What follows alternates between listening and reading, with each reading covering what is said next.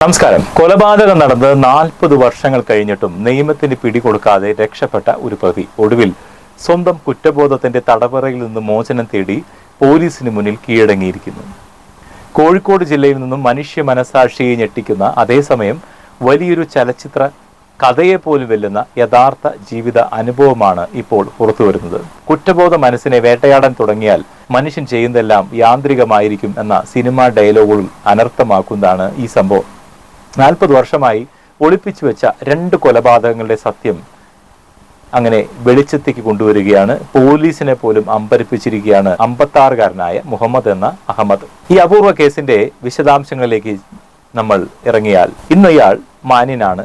വഴക്കിനൊന്നും പോകാതെ 2 കുട്ടികളുമായി ഒരു സാധാരണ കുടുംബജീവിതം നയിക്കുന്ന 56 വയസ്സുകാരൻ. അതുകൊണ്ട് തന്നെ താനൊരു കൊലപാതകയാണെന്ന് ഇയാൾ പലരോടും പറഞ്ഞിട്ടും ആരും വിശ്വസിച്ചില്ല. എന്നാൽ അറിവില്ലാത്ത പ്രായത്തിൽ ചെയ്തുപോയ തെറ്റുകളുടെ ഭാരം താങ്ങാൻ മുഹമ്മദിന്റെ മനസാക്ഷിക്ക് കഴിയുമായിരുന്നുമില്ല. തുടർച്ചയായി ഉണ്ടായ കുടുംബ ദുരന്തങ്ങളാണ് മുഹമ്മദിനെ മാറ്റി ചിന്തിപ്പിച്ചത്. ഭാര്യ മറ്റൊരുത്തന്റെ കൂടെ ഇറങ്ങിപ്പോയതും മതം മാറ്റവും തുടർന്നുണ്ടായ മറ്റൊരു വിവാഹവും എല്ലാറ്റിനുമൊടുവിൽ ആദ്യത്തെ 9 വയസ്സുകാരൻ മകൻ വാഹനാപകടത്തിൽ മരണപ്പെട്ടതും മുഹമ്മദിനെ മാനസികമായി തളർത്തി. 2ാമത്തെ മകനും അപകടത്തിൽപ്പെട്ടതോടെ ഇത് ദൈവത്തിന്റെ ശിക്ഷയാണെന്ന് ഇയാൾ ഉറപ്പിക്കുകയായിരുന്നു.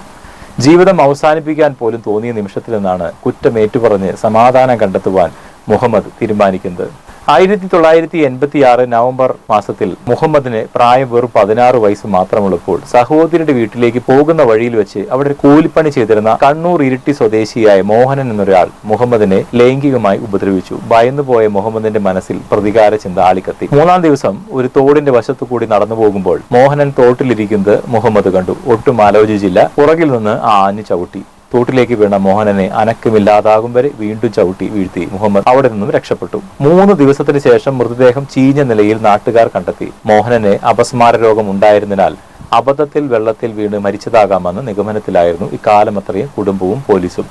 ആദ്യത്തെ കൊലപാതകത്തിന് ശേഷം കോഴിക്കോട് വെള്ളയിൽ ബീച്ചിൽ കഴിയുമ്പോഴാണ് മുഹമ്മദ് കഞ്ചാവ് ബാബു എന്ന ഒരാളെ പരിചയപ്പെടുന്നത്. ബാബുവിന്റെ പണം പോക്കറ്റടിച്ചവനെ പിടിക്കുവാൻ ഒരു രാത്രിയിൽ കൂടെ പോയതായിരുന്നു മുഹമ്മദ്. അവിടെ വെച്ച് ബാബുവും പോക്കറ്റടിക്കാരനും തമ്മിൽ മൽപ്പിടുത്തമുണ്ടായി. ബാബു അയാളുടെ തല അമർത്തി പിടിച്ചപ്പോൾ കാലിട്ടടിച്ച പ്രതിയെ അടക്കി നിർത്തുവാൻ മുഹമ്മദ് കാലുകൾ അമർത്തി പിടിച്ചു. മിനിറ്റുകൾക്കകം ആ മനുഷ്യൻ ശ്വാസം മുട്ടി മരിച്ചു.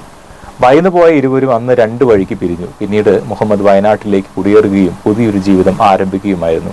താൻ കൊന്നത് ആരാണെന്നോ എവിടെയുള്ള ആളാണെന്നോ മുഹമ്മദിന് അറിയില്ലായിരുന്നു.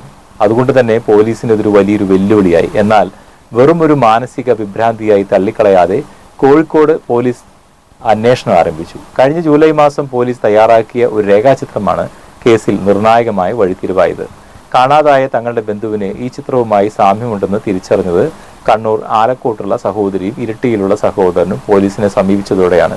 കൊല്ലപ്പെട്ടത് ഇരിട്ടി സ്വദേശി മോഹനൻ തന്നെയാണെന്ന് അങ്ങനെ സ്ഥിരീകരിക്കുകയും ഉണ്ടായി. കുറ്റം ചെയ്തു കഴിഞ്ഞാൽ നിയമത്തിന്റെ കണ്ണിൽ നിന്ന് വേണമെങ്കിൽ വർഷങ്ങളോളം രക്ഷപ്പെടാം. എന്നാൽ സ്വന്തം മനസാക്ഷിയുടെ കോടതിയിൽ ആ കോടതിയിൽ നിന്ന് ഒളിച്ചോടാൻ ആർക്കും കഴിയില്ലെന്ന് ഈ 56-കാരന്റെ ജീവിതം തെളിയിക്കുന്നു. 40 വർഷത്തെ യാന്ത്രിക ജീവിതത്തിന് ശേഷം കുറ്റസമ്മതത്തിലൂടെ തന്റെ ആത്മാവിനെ തിരികെ കരകയറ്റുവാൻ ശ്രമിക്കുകയാണ് മുഹമ്മദ്. കേസിലെ വിശദമായ കുറ്റപത്രം ഉടൻ തന്നെ പോലീസ് കോടതിയിൽ സമർപ്പിക്കും. അദ്ദേഹത്തിന് ഇന്ന് വളരെ സന്തോഷമുണ്ടെന്നാണ് പല മാധ്യമങ്ങളിലും അദ്ദേഹം പറഞ്ഞത്. കാരണം വലിയൊരു ഭാരം ഒഴിഞ്ഞു കിട്ടി എന്ന്. ഇത്രയും വർഷം താൻ ചെയ്തു പോയ അപരാധത്തെ പറ്റി ആലോചിച്ച് ഉറക്കമില്ലാത്ത രാത്രികളായിരുന്നു. ഇനി സ്വസ്ഥമായി ഉറങ്ങാമെന്ന് അദ്ദേഹം പറയുന്നു. പക്ഷേ പലരും കമന്റ് ഇട്ടിരിക്കുന്നത്, പ്രായമായില്ലേ, ഇനി ജയിലിൽ ശമ്പളവും വാങ്ങിച്ച് കുടുംബക്കാരെ ബുദ്ധിമുട്ടിക്കാതെ ജയിലിൽ കിടന്ന് ജീവിക്കാം, ബാക്കി ശിഷ്ടകാലം സുഖിച്ച് ജീവിക്കാം എന്നൊക്കെ പറയുന്നുണ്ട്. പക്ഷേ യഥാർത്ഥത്തിൽ മനുഷ്യ മനസാക്ഷി അങ്ങനെയാണ്, അവനെ കുറ്റപ്പെടുത്തിക്കൊണ്ടേയിരിക്കും.